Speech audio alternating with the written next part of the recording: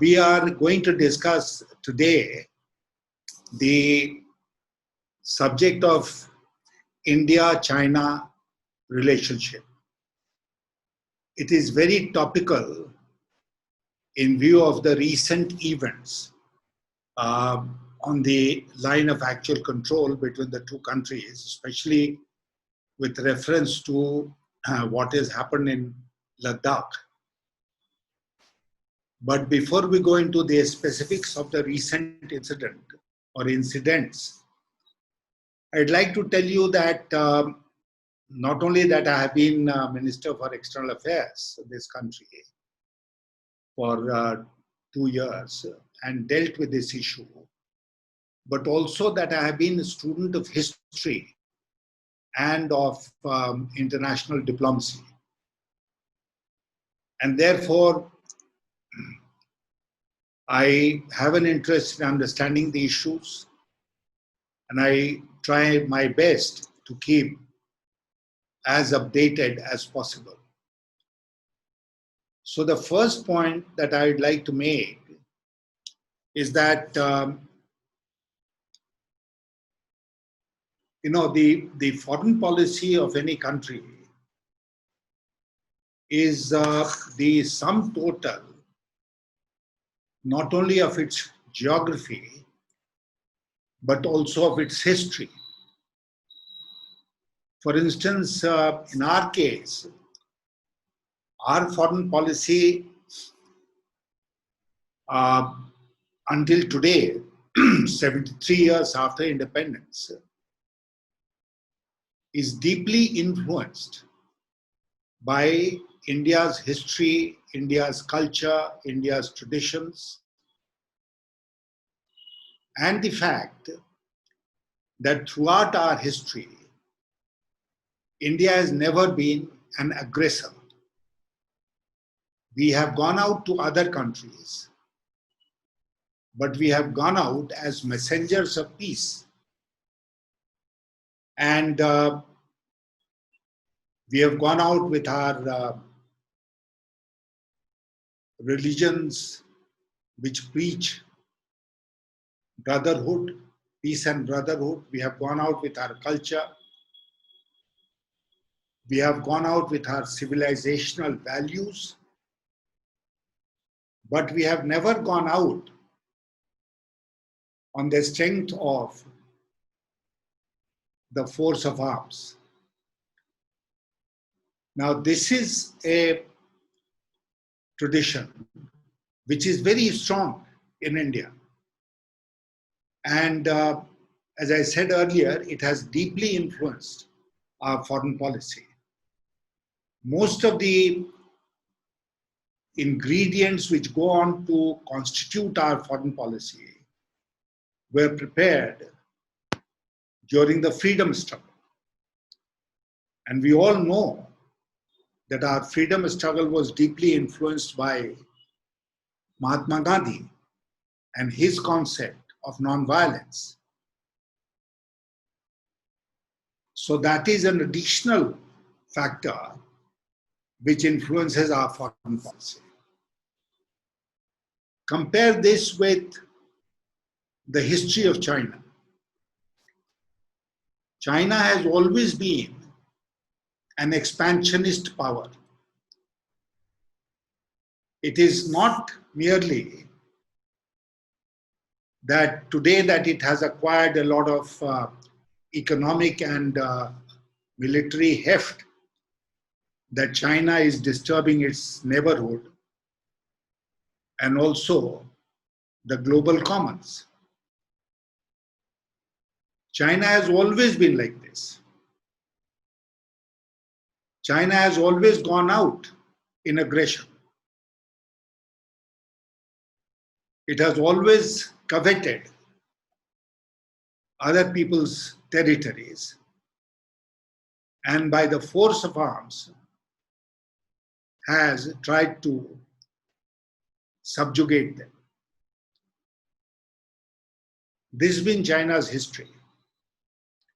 And anyone who is familiar with China's history would tell you this, And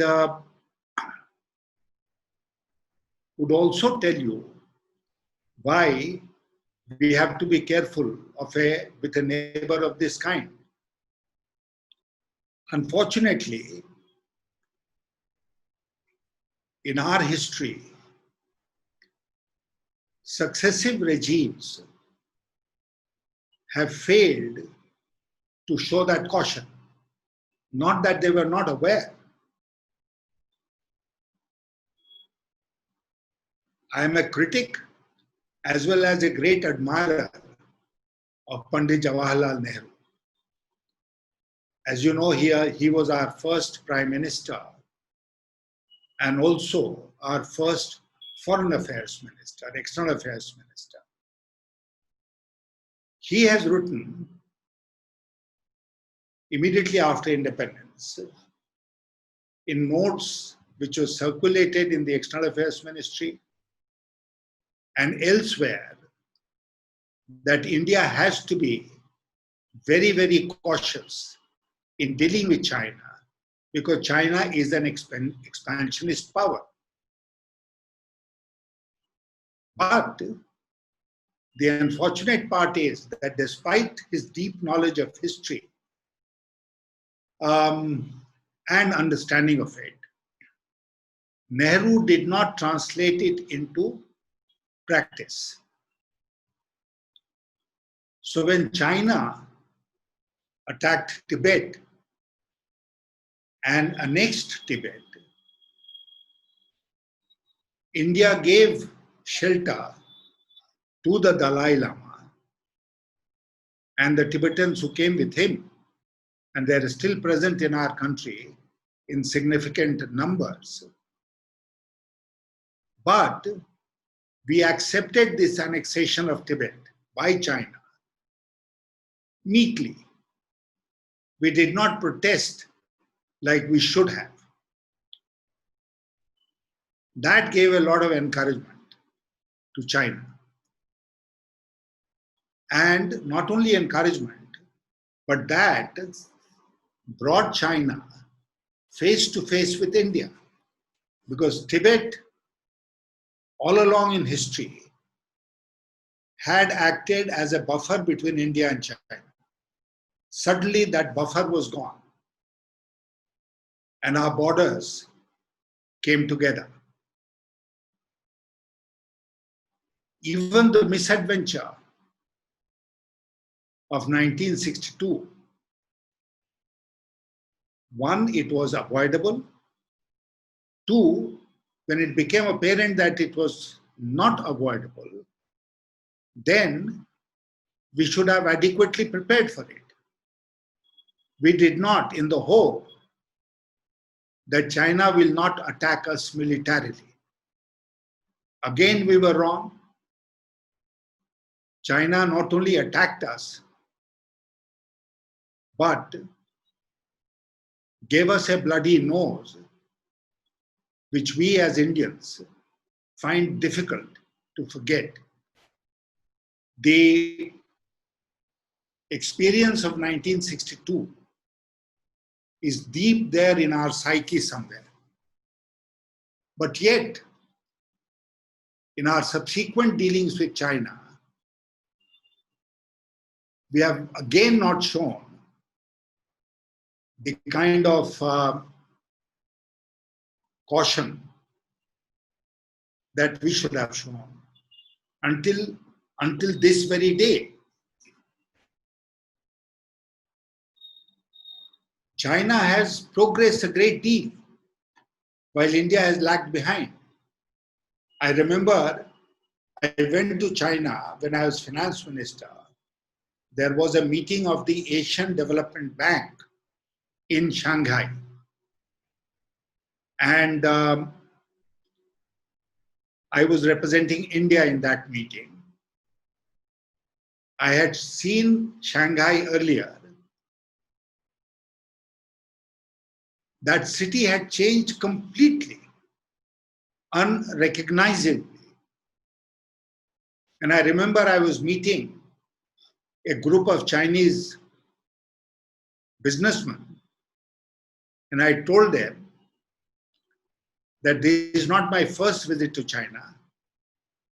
I had come here thousands of years ago in 1982, because 1982 was the first year during which I visited China. And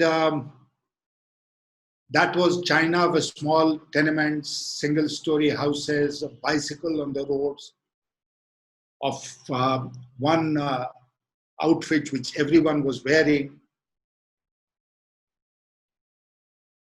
And by 1990, it was 2000, I think, when I went to Shanghai, the whole country had completely changed.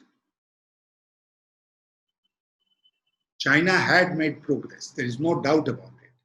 China has strengthened itself militarily. There is no doubt about it. China's GDP is what, 5 times India's GDP? But despite all that, the basic point which I'd like to reiterate once again is that successive regimes in India have not shown the care and precaution that we should have taken in our dealings with China. I have been witness to some of the only way I can describe it is bad behavior or misbehavior of Chinese representatives in international or multilateral meetings. I remember an occasion when I had gone to Bangkok to attend a meeting which had been called by the Thai government. It was called the Asian Cooperation Dialogue. And there the Chinese foreign minister brought up the issue of Pakistan. Now you know that China and Pakistan are close chums. And whenever there is an issue that India has with Pakistan, China jumps in and tries to protect Pakistani interests. So those were days when we had a lot of tension in our relationship with Pakistan. And the Chinese foreign minister decided to bring it up in the multilateral meeting. And I had to stop him in his tracks. And I told him, Mr. Minister, if you want to bring bilateral issues in this meeting, then I'll feel free to raise issues that you have with Taiwan, or you have with Hong Kong, or you have in South China Sea, and many other issues. So if you want to go that path, I have no problem. Then the Thai chair of the meeting stopped the Chinese foreign minister. And it did not result in the kind of unpleasantness which is bound to result in. Subsequently, when I became External Affairs Minister, we had a meeting of the Asian Regional Forum. And in that meeting of the Asian Regional Forum, again the same Chinese foreign minister raised the bilateral issue of India and Pakistan. And I had to snub him in the same manner in which I had snubbed him in Bangkok. He was a slow learner. After some time, he was replaced by somebody who was a little more courteous, because he was a professional career diplomat. But the point I'm making is that, like Pakistani diplomats, the Chinese diplomats also could be unpleasant in their behavior towards India. Bilaterally, India and China, after a series of engagements at the highest levels, made progress in their bilateral relationship. We started trading with each other. Today we run one of the largest trade deficits with China in the whole world. It is twice or 4 times the size of our total exports to China. So clearly we are at a disadvantage. But as far as the line of actual control is concerned, I would like to tell you very, very clearly that all this talk in the media, that the line is not defined, that there are uncertainties, that there are common areas over which we lay claim and China also lays claim, are all wrong. This is the argument that Indian media, nobody in India should ever promote. The line of actual control is very clearly defined as far as we are concerned. And China, through its aggression in 1962, took away all those parts that it wanted to take away from us, like Aksai Chin, and holds that territory, a Chinese territory. We have lost that territory, perhaps forever. But China also wants this myth to continue, that the line of actual control is not properly defined. Do you know that when the boundary agreement was negotiated, and there are a number of agreements now which define or tell us how we should behave as far as the LSA is concerned, LSC, but we suggested to China, even today we are suggesting to China, that we should exchange maps so that we know what your position is and what is our position, so that we know which are the contested areas, so that we can negotiate the contested areas with a cool mind and a reasonable approach. But China is not interested in exchanging maps. The line of actual control, there is an eastern part of it, there is a central part of it, and there is the western part of it. Now, we exchange maps in the beginning with regard to the central area. But after that, with regard to the eastern area and the western area, that is Arunachal Pradesh and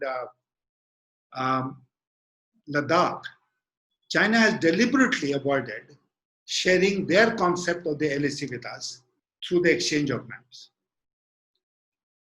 And as I told you, some of us also propagate this myth that the line of actual control is not defined.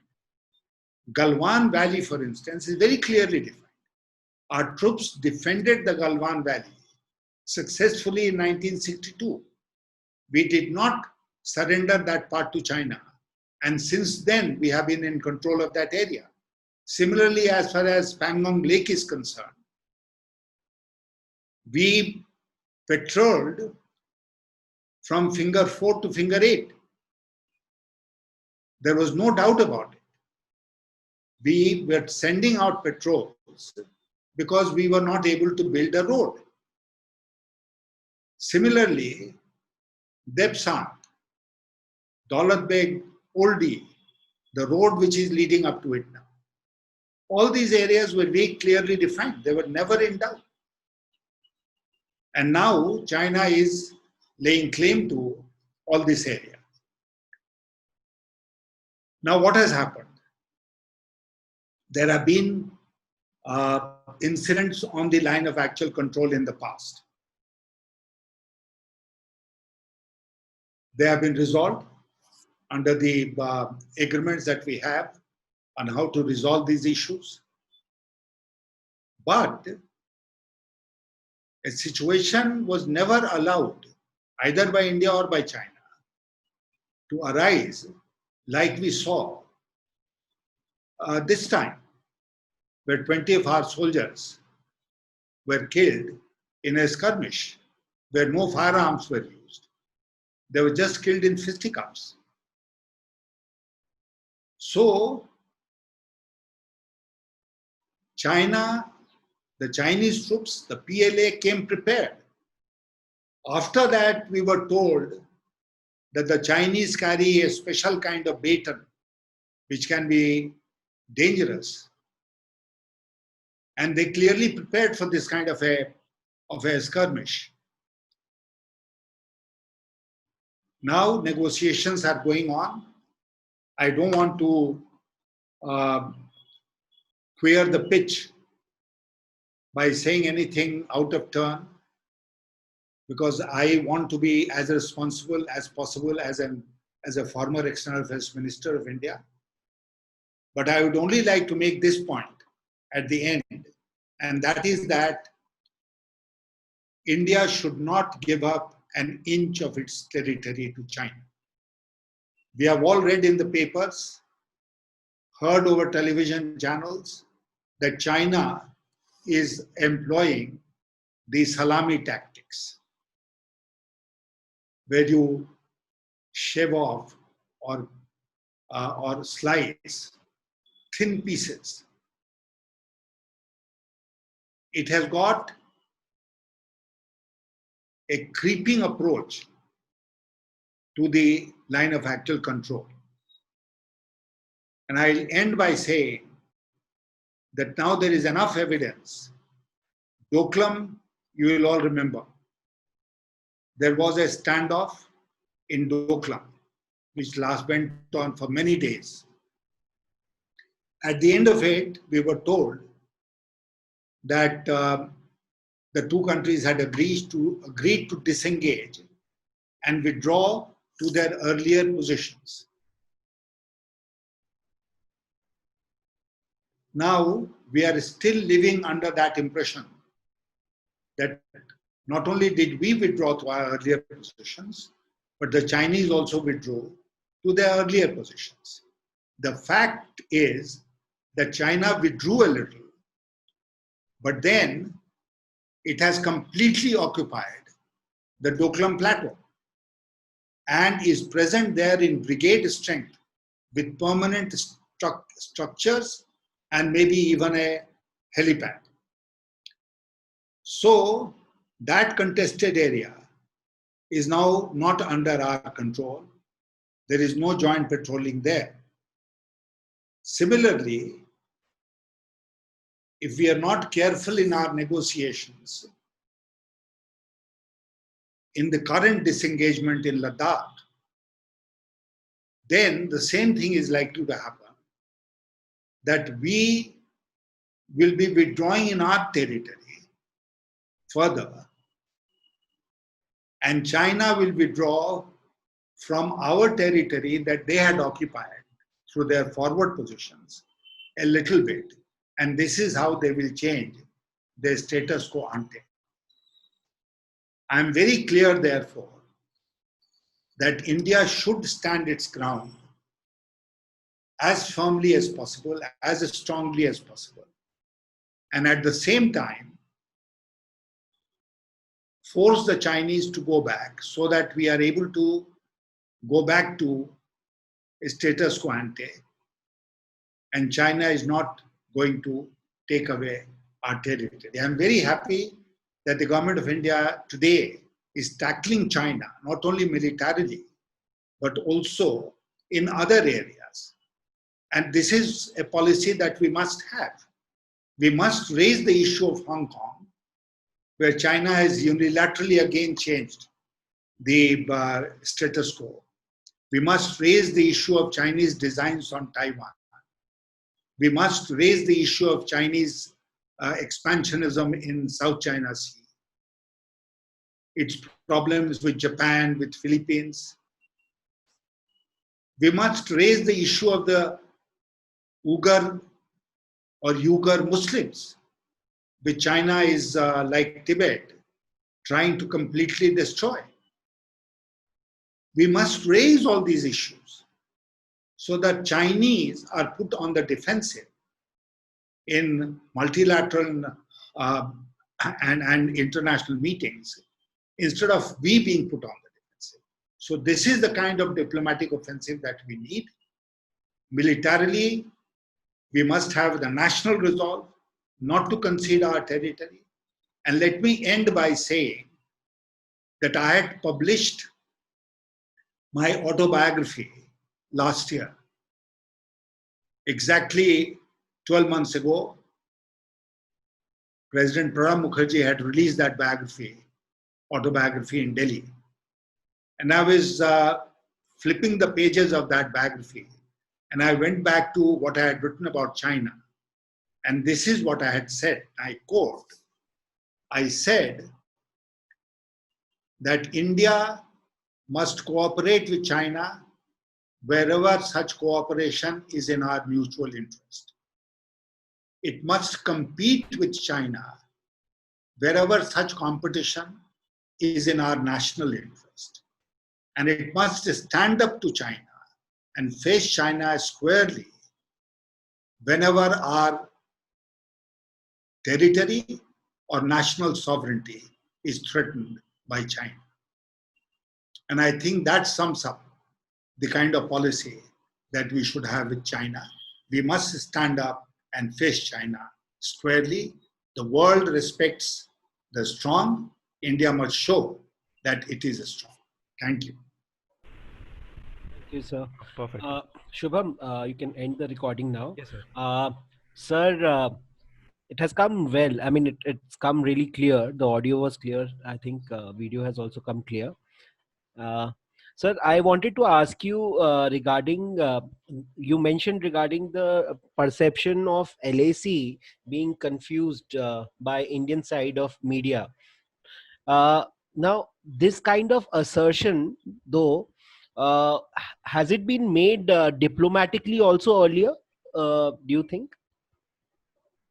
That there is no confusion with regard to the line of control. Yes, yes. Yes, in our border talks with China, Right, sir. we have been making this point.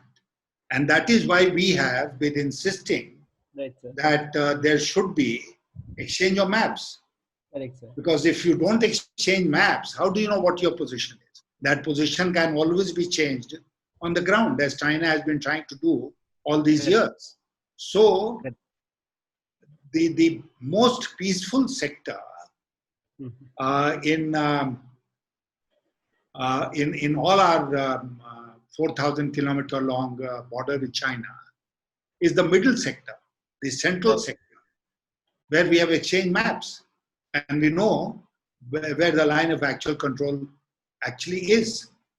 But in the western sector and in the eastern sector, the position is not clear because China has not exchanged or shared their maps with India. And therefore it comes out with new theories every day. Right, sir. And this last thing that I also wanted to ask you in line to this was, how do you see the economic reaction to this whole skirmish with China, recent skirmish with China, that the way Indian government has responded to this skirmish? Well, I've been reading reports and I'm personally aware of the fact that China had made such deep inroads in the economic field in our country that a sudden and total disengagement will, as some people are saying, perhaps harm us more than it will harm China. And that is why we have to do it very selectively. We must pick up those areas where we feel that it will harm China more, that it will harm us, and slowly disengage with China in other areas. As far as the future is concerned, we have to be very careful in our dealing with China. We cannot now trust China with any participation in anything which is of a strategic importance to India. Right. About that, let there be complete clarity that China will not be allowed to participate in that. And that includes a whole host of sectors in our economy.